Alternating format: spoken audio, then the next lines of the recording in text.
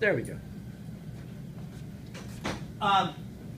So yeah, it really depends. You have to just check and see and see. And I didn't really want to take pictures of the picture. I just wanted to show the. And then there's. How you felt about that. What's that? Well, you have respect for their work, so you probably have the boundaries that you want. Yeah, that's a hard one though. You know, sometimes you want to see the picture, you know, and it's yeah. I ended up just writing the names of some photographers I saw that I also wanted to follow. I kind of inadvertently sucked up to the gallery owner because there was a picture upstairs of 3 elderly people in Jackson Square in New Orleans Park. Next to them were 3 people dressed up in costume, and they were kind of almost mimicking the same expressions. It was just really cool photograph. So I wrote down his name, and I went down and I said, "Who's this photographer? He's really great. I really love the work." He goes, "Oh, it's a schmuck." And I looked at it because it's me. So of all the people I wrote down his name. So that I really sucked up to the owner at the gallery. So that's good. But anyways, I never pass up an opportunity. And if you're ever in Napa and you want an excuse to go to Mum's and have some champagne, they have a permanent collection of Ansel Adams' work in their gallery. It's up all the time. It's in the back there. They have Blue Rise Over Hernandez, the original. All of his, not all of his, but a selection of his more famous work. So if you are in Napa and you do have a minute, grab a glass of champagne or something and walk in there and have a look at the galleries. It's really a worthwhile stop. So. Okay, so onward. Any other questions? Anything? There's not really a question. Well, there is a question. Viola, or however you pronounce it, has an artist access about once a month during this time of the year. I did buy a ticket for tomorrow afternoon. It's 3:30 to 6:30 is when artist access. I can't use it, so if anybody's interested, I'd sell it to you. Ah, absolutely, huh? Yeah. I've done that place before, but not on artist access. I just went really early in the morning, got the house to myself, and it was really nice. So you can use the ticket any time of day tomorrow. But if you do want to buy it, just let me know today. I have it with me, and I just need to call them and switch names so they know who's going to be there in my place. Cool. So think about that. Yeah, it would be maybe a good one for the next assignment, right? Except go to Filoli with those gardens and all those beautiful colors, have to do black and white. That would kind of suck. But anyways, all right. So onto the exam, right? Okay. There wasn't an overwhelming hooray about doing electronically, so we're going to stick to the paper version of it. So we'll do it in the similar way that we did before. You'll have about an hour to do it, which should give you ample time. Most everybody finished up last time in an hour without too much problem, right? Wasn't too difficult. I did see some hand shaking because we don't write that much anymore, but you write a little bit more on this one. The first 15 questions, true and false, multiple choice, 2 points each as before. And then questions 16 through 22 will be short answer questions. Similar, there's just a few more of those little short answer questions this time around, so there'll be a little bit more writing for you. Any type of paper is fine to write on. Just don't want you to write on the exam, so please bring something to write with and some paper for that. So that's pretty much all you need in Monday. That's all we're going to do. It's just the exam, and then you're free to go whenever you're finished, okay? All right.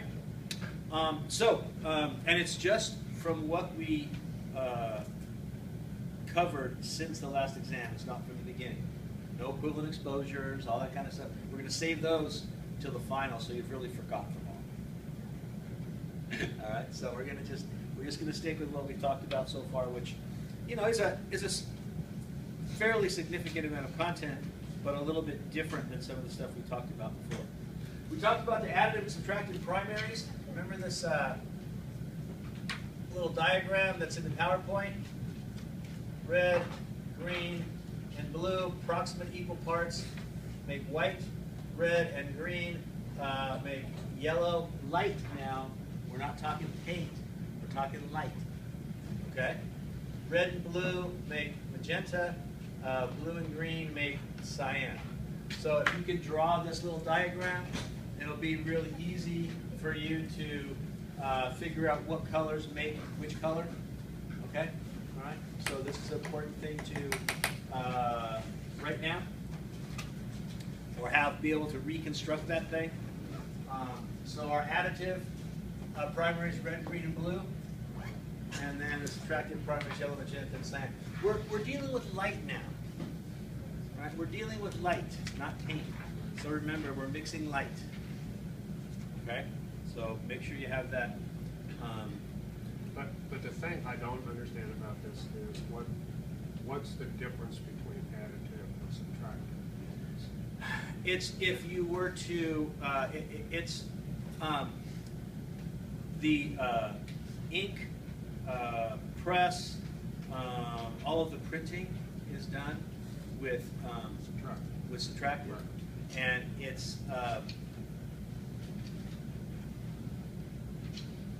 this is a great article that I read about that.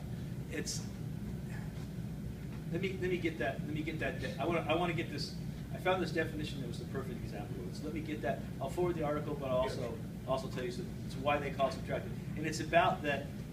It's taking away a color by adding yellow, magenta, or cyan. It's taking away a color in the way that ink lays itself down on top of each other. So it's taking away the red or adding the yellow or adding the cyan. There's this great explanation of it. It made a lot more sense in the context of color printing, because in color printing, that's exactly what you had to do with the dichrome filters in the head. Is you had to add the opposite. If you wanted to reduce the red by putting in cyan, you subtracted. Cyan was basically minus red. So these were and this was minus green, and this was minus blue. So these were the subtractive colors, taking the colors out of what was present to make the adjustment. Well, I mean, I think what I read, actually I bought the man book or whatever, the text, and what I understood is when they explain you're printing on a piece of white paper. Right. So what the subtractive primaries are doing is they're removing white to some degree to produce the right color. You're removing white or adding a color, Right. adding the opposite of that color Yeah. to remove the white and make that color. There's just this elegant statement that I found online because somebody else asked me that question. Yeah. It's just for me when it was about the color printing, it was a little bit more obvious than it was about the inkjet. And then color temperature, right? This is an important one. It's going to follow us around. Okay, the higher the color temperature, right? The higher the color temperature, the more blue the light is. Okay, I don't want to say warmer and cooler because when you say high color temperature and you say cooler, it's really contradictory. I don't want to confuse you. So when you think about the higher color temperature, it's more blue. The lower the color temperature is more yellow. If you get yourself confused about this, okay, think about that bonfire idea. Right, down in the bottom of the coals that burn for hours, it's almost white hot. You've heard people say white hot. Right? The flames up at the top, they're yellow. Not nearly as hot. They're on they're opposite on the color chart too. They are. They're right behind you, and it's white in the middle. Yeah, so they are. It Yeah. gives you a great Yeah. idea right there. Yeah, exactly, Richard. So think about that lower color temperature, the more yellow, the more red. Higher the color temperature, the more blue. So those sources like light bulbs, regular old style incandescent light bulbs, candles, open fire, more yellow. Right? You get into an overcast day, it's a higher color temperature, it's more blue. Shade, higher color temperature, it's more blue. And we've seen that, and we're going to see that this afternoon. Right? Hopefully it'll be be able to enforce that in your mind when you see the morning, the noon, and the afternoon kind of shots, because there was some done in the shade, and you can see those shady areas definitely going very, very blue in some of your examples that you did today. So for today. Now we can correct for that with automatic white balance, right? Automatic white balance. Most of your cameras, when they come from the factory, they say, get rid of this. Remember, this is on the PowerPoint, so you can find it. AWB, automatic white balance. Okay, automatic white balance. When would you use automatic white balance? What was the question? When? Which question? When would you use automatic white balance? When you just need to shoot some stuff for fun and you don't want to have to be paying a lot of attention and trying to figure out all the different scenarios. Yeah, and you know what? The other thing that it makes a pretty good decision 90% of the time, right? It does a pretty good job, and because we have the post-production tools, we can go in and make some of those adjustments afterwards in Lightroom or Photoshop if we have to shift it a little bit. Right? Better than having it come. It's going to give us a pretty accurate example of what the lighting, neutralizing the lighting that's out there. Not perfect, but a pretty good example. Okay. Then there's those other icons, right? There's a sun, as well as the degree Kelvin scale, which we can do 55, 30, 36, 34, 32, whatever. But we have these little icons that are adjustable at the same place where you adjusted in the automatic white balance. There's the sun, which would be for daylight, right? Bright sun. That's 5,500 degrees. There'd be a cloud with the sun. So that'd be partly cloudy. Right? There'd be a cloud. The overcast day. Right? So it's going to compensate for that, do an automatic adjustment for that. It may not be perfect because it could be how much shade there is, what time of the day is it, you know, what other colors are involved. So it's going to make a guess based on assuming that it's a consistent light. There's a light bulb, right? So that would be like an incandescent light bulb, 3,200 degrees. There'd be like a little fluorescent light. So those typically are a little green. And my favorite one is the house, right? The shade over here. It's kind of the shade of a house. Okay, so these are some of the icons you can choose to set your color balance, your white balance of your camera. You can be an automatic white balance, or you can go into the back and adjust a particular degree Kelvin. 5,000, 3,000, 2,000, 1,000. But look, you guys, there's not a lot of people out there that I know that can look at a light source and say, oh, that's 5730 degrees Kelvin. Come on, let's get realistic. I told you I have a meter that could do that, but I can't do that. That's why it's usually automatic white balance seems to be the best choice for most people, and then make a shift. But there's a caveat to that. As some of you heard yesterday with Rick, if he's shooting star trails, he's shooting 200 or 300 pictures, small short exposures to make the whole star arc. And he doesn't want to have his camera automatic white balance because it's going to shift. And each image is going to have maybe a slightly different white balance by a couple of degrees Kelvin, and it's going to look different when you start stacking. If you're doing a series of pictures that you all want to look the same, you can go and post-process and make them all look the same. Absolutely. Do you want to do this to 300 pictures or 500 pictures and make them all exactly the same? You could, but it's one more step, so why not lock it into something? So this is where you can choose one of these, and it won't move, and it won't vary. And then if you have to move, you can do one shift and do them all. Yeah. I was going to say, is there a possibility of like changing one and have it do the changes to all? Lightroom will allow you to synchronize. So you could take one and you can synchronize exactly the way you want it, and then sync the whole series of 200 or 300. Okay. So it could happen. And After Effects also does it for doing time lapse. For doing video, it'll sync the color of all of them. It'll Yeah. sync the color of all of them. It Yeah. opens up the Photoshop, like, you know, you open up a picture in Photoshop and you can edit. It'll open that up and you can edit the one picture and it'll do the same for all of them. Yeah. But it takes some time, right? If you have a couple hundred pictures, you're going to sit there for a while while it's chunking It's away. fairly quick. Yeah. It does take some time, but Yeah. it is fairly quick. Yeah. So all these tools are there to help us when we make these mistakes. But again, you know, we usually get paid for shooting and not a lot for post-processing. So sometimes if we could maximize our one little switch of a button here, you know, that eliminates a whole step on the post side. Yeah.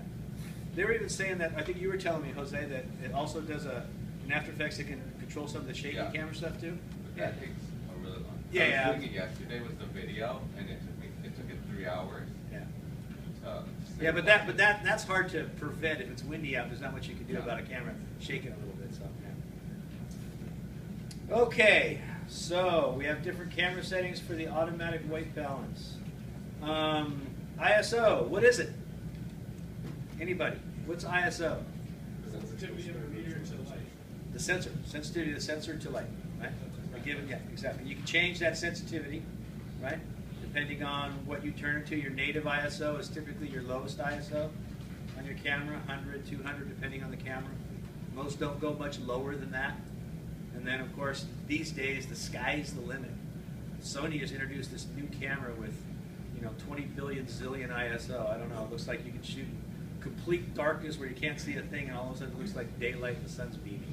So I don't know. And the noise they say the noise, you know, is almost zero. So I don't know, it's crazy. So really, when it comes to ISO, in most of our cameras, at some point, we hit noise. We start seeing noise. What happens with ISO is that with the higher ISOs, it takes different pixels and it clumps them together. So it takes maybe 2 or 3 or 4 pixels, and it makes them one. So obviously, as you start increasing the ISO, it's clumping and clumping and clumping and clumping more. So you're not getting the same resolution or clarity or cleanliness of the image. You're going to start seeing what looks like grain in the old films when you start going to the high ISOs. And the good news is, if you want to pay for it, you can get cameras that are incredibly low noise now. But they cost a lot of money. You're not going to find that in your phone camera. My GoPro is horrible. If you have a GoPro and it starts to get dark, put it away. Don't waste your time. It's awful. It's awful in low light. Great when there's tons of light. Just like your phone. Take your phone camera and shoot late in the day, at night. It's horrible. All kinds of noise. Right? So this is where the more expensive cameras, you get something for your money there. It's not a lot, but you get something that's hard to get anywhere else, and that's what you end up paying for. So we have noise. So you don't just want to take your ISO and crank it up to 6400 anytime, all day long, wherever you're out shooting. Okay, only do that when you need to, and typically it's in a situation where there's not enough light to take a photograph, your shutter speed's too low, things are moving, you're getting blurry pictures, so you start creeping the ISO up, right, until you get to a place where the sensitivity is such that you can establish a shutter speed that either you can handhold at or it freezes the action. And that shutter speed is dependent on what you're shooting. If you're hand-holding a landscape, it's different than if you're shooting a downhill skier at night or a basketball game in an indoor arena. Sometimes you got to crank, you know, the ISO all the way up. You don't see any of the sharks photographs done with people cranking their ISO up. If you notice, there's a grid up there in the shark tank that are electronic flash. And the photographers, the official staff and press photographers, they have a little triggering device that when they click the shutter, it fires the flashes in the ceiling. And you'll just watch. I mean, it's never during the game when they're playing. It's like right before and right after.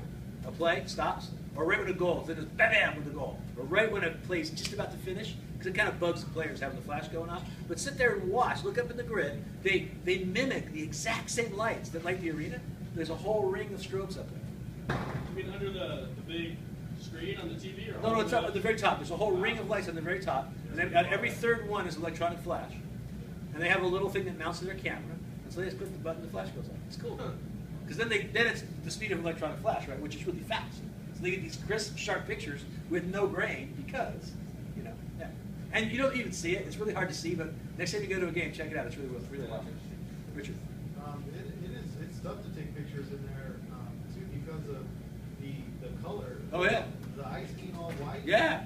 And then you know what's interesting too is they got that ring around the center, right below the second deck. Yeah. And they advertise there, and they'll turn the whole thing blue or the whole thing red, and it changes the whole atmosphere. Yeah. I know. It's great visually when you're there, but not so great when you're trying to take pictures. That's a light meter, right? If it's all white ice, you know, then it's going to expose the white. It's going to take it to be a little bit darker, and you lose all the. So this is where you have to do some exposure compensation and stuff. You know what comes out really cool is black and white. Yeah. Because you still get a lot of the dark shadows, but there's a lot of white. Yeah.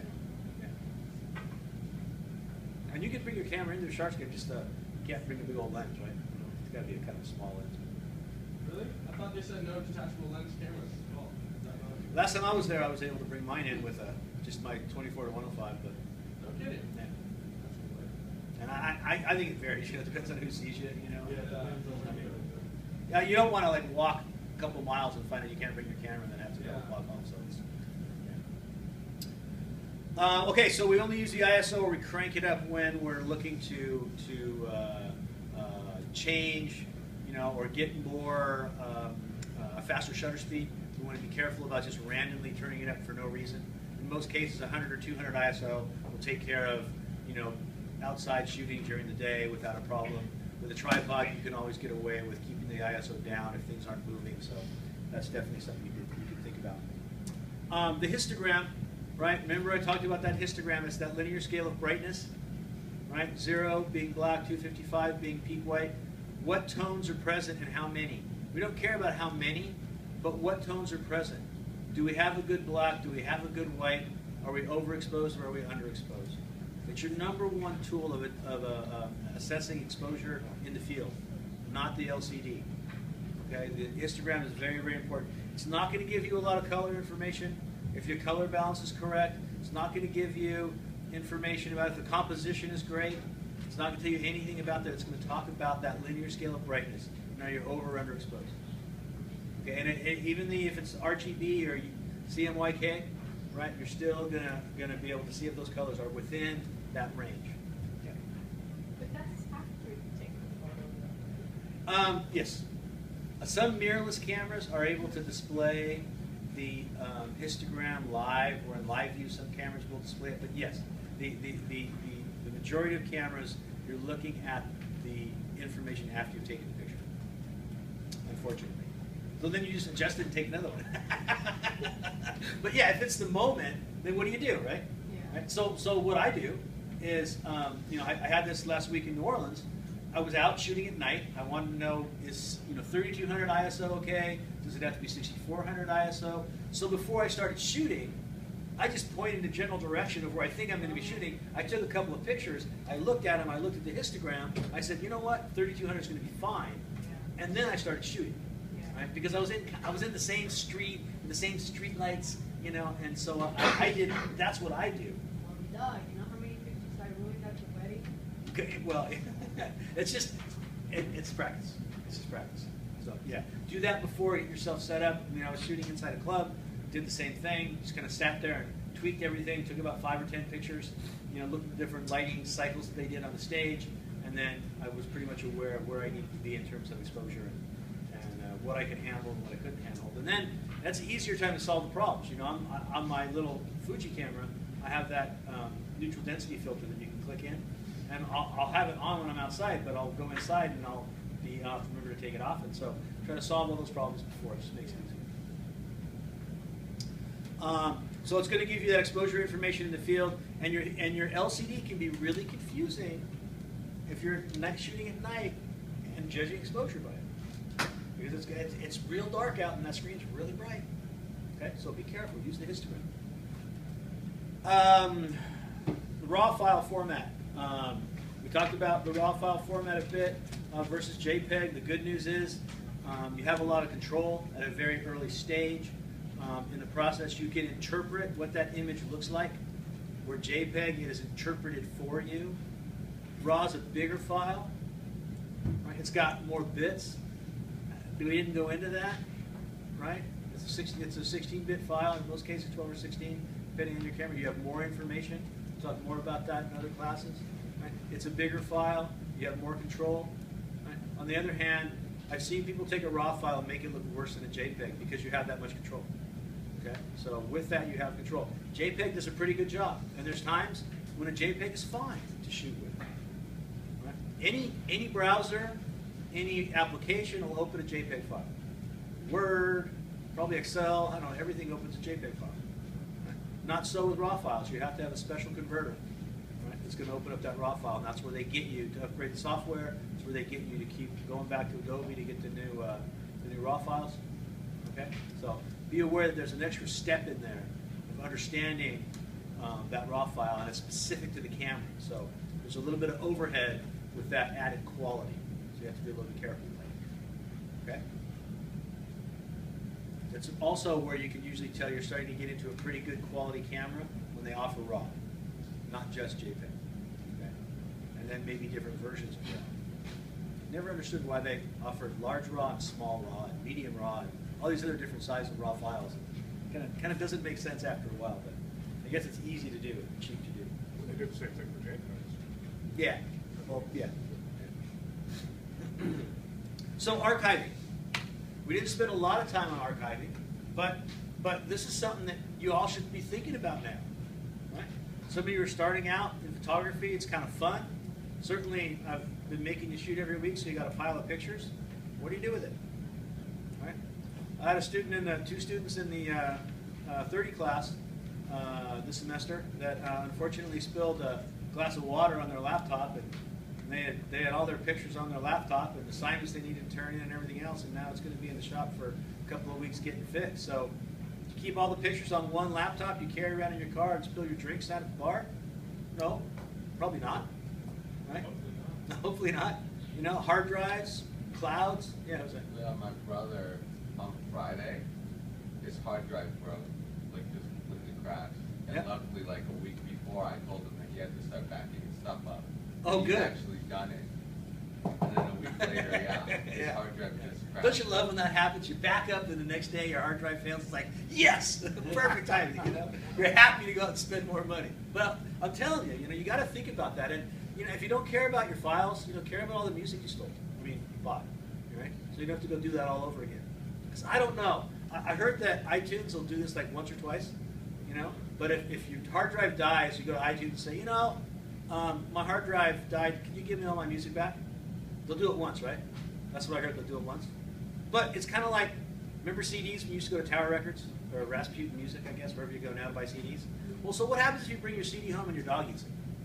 Can you go back to Tower and say, I just bought this cool CD. Can you give me another one? My dog ate it. What would they say? No. So, think about this stuff. There's some important data there, whether it's pictures or other stuff. So get into a habit of, especially with laptops and portable computers, right? Those things get lost. I know the cloud's working for a lot of people where you're doing automatic uploads, but try to get this stuff somewhere else, put away somewhere, archived, get into a habit once a month, once a week, once a year, whatever it is, but try to get it replicated in a few places. It's not hard, it's cheap. About a 4 terabyte LaCie reconditioned drive for $139. Wow. That's 4 terabytes. That's more than you'll need for a while. It's more than I need for a while. Flickr gives you 1 terabyte, and they have the ability in Lightroom that you can just shove all your stuff up in the Yeah. Flickr. It's all JPEG. They Yeah. don't get to do the whole part. Yeah. So it's something that these online services certainly are a good option. You don't have to do any maintenance; it's just done for you. But probably you have to get the higher end Flickr account for that, right, Rennis? I don't know. For the free terabyte, no, they gave that to everybody. Okay. Yeah, I canceled my subscription with them after they did that. Why should I pay for it? Okay. Yeah, I think it's it's certainly an easier way to go. But think about this backing up of your data somehow. What's your strategy going to be? We talked a lot about quality of light on Monday and before spring break. Specular versus diffuse light, hard light versus soft light. We saw some examples of how I shaped electronic flash a couple of weeks ago, and then how I was shaping that light on Richard's face on Monday. Okay, how we used those diffusion panels. So that's all playing with the quality of light. The color of light, we'll see some today. I did the same exercise outside with the night class that I did with you guys on Monday night, and the sun was really low in the sky, and it was just really just golden yellow color. It was such a great example of that color of light late in the day like that. So hopefully we'll see that with your assignments today. So what's the sun? It's specular, it's hard, right? The fluorescent lights, they're softer. Shade is a little bit softer. Electronic flash, very hard light without any shaping. You can shape that and make it softer. Hard to take diffuse light and make it specular, but easier to go the other way around, because it's all bouncing all around, so it's a little bit more difficult.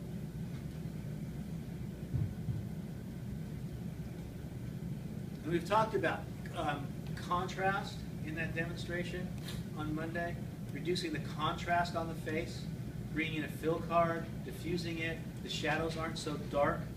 Okay, so think about contrast and tonal range as the difference between the lightest light and the darkest dark. So high contrast would be an extreme range between the brightest white and the blackest black. Would have an extreme tonal range, a large tonal range, a great amount of contrast, which isn't bad. If you're shooting a building, if you're shooting texture and wood and sand, that sort of stuff, sometimes great contrast shows all that texture, or a large contrast range. There's also a much more narrow contrast range. Sometimes images look a little flat. There's no black, there's no white. It could look all gray with a very limited contrast range, right? Or tonal range. They mean the same thing. Tonal range and contrast basically mean the same thing. The difference between the lights and the darks. And you know what? They're measured in stops. We don't say a lot or a little. We say, oh, there's a 5-stop contrast range. The tonal range here is about 8 stops. Right? And that's why I wanted to show you what the difference was what the difference a stop was on Monday. How that light changed on my face. It's not a lot. But that's how we talk about contrast range. My camera, I can hold about 7 stops. Right? In terms of contrast range, you get usable data. So I need to understand in a scene, what's the contrast range in the scene? I got 7 stops. What 7 stops do I want? And how can I maximize that or minimize that? Okay? So this is where this f-stop thing kind of drifts in now and then. So we have to be able to tell how many stops difference it is? For the exam? Yeah. I'm not going to say, what's the contrast range for your face outside the direct sun? Because it's probably about 22 stops. If you go to the most highest highlight in the black, it's about 22 stops. I know that, but I don't expect you to. Next semester, when you join me in the black and white class, then you need to know that. All right? So you got a whole summer to learn that part. But no, but what I'd like you to, and you're not going to have to know this for the exam either, but what I'd like you to know is the fact that if outside under bright sun, there's 22 stops, I can carry 7 on my camera. Something's going to be black and something's going to be white. I can't get it all. And that's the concept, right? Because, again, as I'm saying, I'm trying to get you to tune your eyes to see like the camera, then understand what we can do to the camera to make it see like our eyes. Because remember, we're looking outside. I can look at a shadow, and my eye dilates. That aperture opens up, and I can see into a shadow. I look into a highlight, it closes down. So I have this automatic exposure as I'm looking at different areas. So I can see a 22-stop contrast range with my eye, but I can't with the camera, with a single capture. So that's where this kind of comes into play. Does that kind of make sense a little bit? Totally, yeah. Okay. Good. So don't be scared. You don't have to know what the contrast range is. That's actually happened to me before already. I was like looking at everything, the tonal rates, I'm like, damn, how come I can't get everything? And Yeah. That just makes sense. Well, this is where you probably heard me or other people talk about HDR, high dynamic range. It's just taking 5 pictures for the highlights, all the way down to the deepest shadow, and then smush it together. Right. So you're taking basically all 22 stops, and you're squishing them into that set with a program that takes the best of each picture and squishes it together. So that's how we can achieve. That's why I say you can't get it with a single capture, but you can get it with other ways.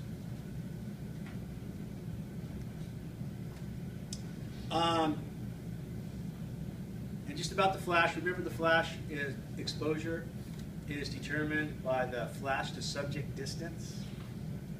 Oftentimes we have a flash attached to our camera, so the camera moves, the flash also moves, but best to think about it as light source to subject distance controls exposure.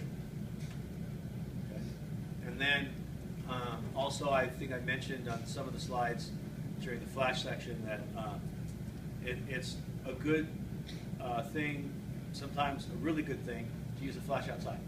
Because if you don't have the ability to take a reflector or use 3 people holding panels all over the place, sometimes a modified flash, just a quick little flash in the face, is going to reduce that contrast. It's going to fill in the shadows, make those a little bit brighter, and not have that 22-stop dynamic range.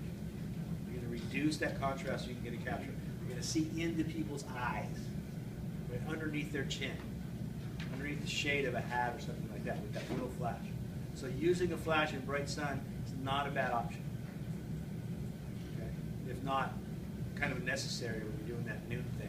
If you don't have any other way to shape the light, adding a little bit of specular light is a good thing. That's it. Pretty easy, huh? Not too much stuff. All the stuff I jumped up and down was about everything else. All right, any questions?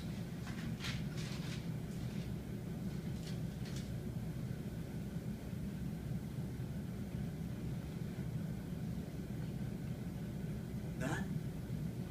It's that clear? It's that Could you talk about the difference between is it specular versus hard light? specular and hard light are the same. Specular and hard are the same. Same. Specular and diffuse. Specular. Yeah. Diffuse would be that kind of bounce, that light that's bouncing all over the place.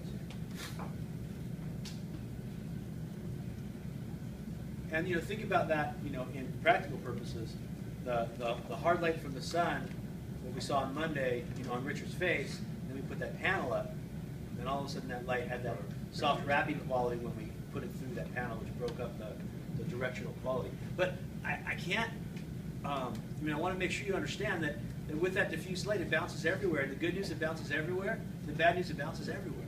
It's not very controllable. I mean, you saw with the silver reflector, it was very critical how you moved that to pop that light in Richard's face.